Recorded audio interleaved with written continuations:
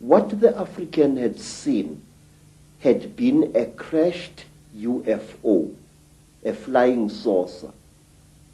He described it very amazingly. And he said that after a few days, there appeared what he said was a huge removal van, very big, accompanied by soldiers wearing black uniforms, goggles and berets. And these soldiers lifted the object into the van, and the van drove away. But when people came to the site, they saw that something had fallen there, but they saw no heavy tire tracks of the vehicle that the man had described. Something had crashed there, had been removed, but there were no wheel marks of the heavy vehicle he had described. Now, let me tell you something else.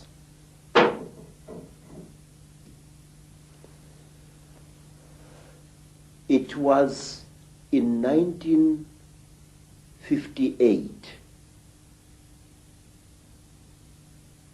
In fact, I think that the incident I'm going to describe to you, sir, is somehow connected to what happened to me in 1959.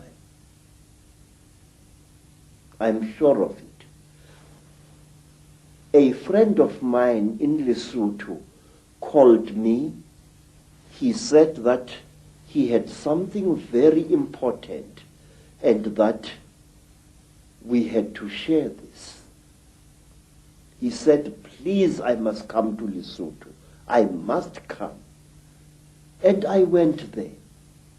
And then I found that he had dug a hole at the back of his hut. And he asked me that he and I and his second wife should go into this hole on the night to come and there to share something very, very holy. Well, we went down the hole. We used a broken ladder, and there inside the hole, we ate small pieces of something. He told me to chew these things very thoroughly, as they were quite hard. I still had teeth in my face at that time. And I chewed and I chewed and I chewed and I chewed. But I noticed that what I was chewing was some kind of dry substance, and that it had the same taste that you would feel in your mouth if you sucked a copper penny. It had that coppery taste, like as if you were sucking an old copper coin. And then we left the hole and we went into his house. And on the following day, we all became terribly ill. Very, very ill. Our skins erupted into a rash. It was very, very painful. It was very, very itchy. We bathed with urine trying to take the itching away, but it failed. We bathed with sheep dip, and it failed. And in the end, I could no longer breathe at all. My tongue appeared to swell many times its size. And then I got so sick I could barely open my eyelids. The skin was itching like mad and I could barely breathe. And as the days went by, it was about a week, but it seemed like 100 years, slowly the rush subsided. And my skin began to peel, as did my friend's skin and the skin of his wife. We were very, very, very sick. And when I could speak, I asked him, what was the thing that you gave me to eat? This is the thing that has made us so sick. Why did you do this, my friend? He said, look, what we shared was something that can only be eaten while you are hiding in a hole. And that thing is the flesh of a god. I said, God? He said, yes. I said, but I am sick now. He said, wait, you'll recover. You either die within 2 days or you recover.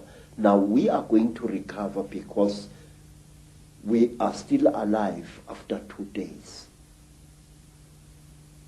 Mr. Ek, I can't describe to you what happened next. I wish you to imagine, sir, you are sick, weak, and feverish. Suddenly, you get stuck, staring, raving, laughing mad. We started laughing. Ha ha ha ha ha ha ha. It was utterly incredible. What had made us what had caused the laughter we did not know, but we laughed for hours, all 3 of us. And then, when our jaws couldn't laugh anymore, a new thing happened. My friend's eldest daughter gave us all water. And when I drank that water, my sense of taste was so heightened that I was utterly shaken. Ordinary water from a mountain spring tasted like, I don't know like what, like wine, like something out of I don't know where. My taste buds must have been souped up somehow. And then another feeling, which I cannot describe, fell over all of us. It was a feeling as if we were one with the entire universe. When I looked at a tree outside my friend's homestead, it was as if that tree was a multicolored living rainbow. When I looked at the mountain far away, my sense of sight was so intense that I could see colors beyond colors. I can't give you any other description. And then say, afterwards, I was very weak, but with a monstrous appetite. And then I left my friend's homestead and returned to South Africa. Every step of the way, I seemed like a person reborn. It was a feeling that no words can describe. And when I asked my friend by letter afterwards, what was this God flesh? He said it had been the flesh of a puana. What we call the grave. Yes, sir.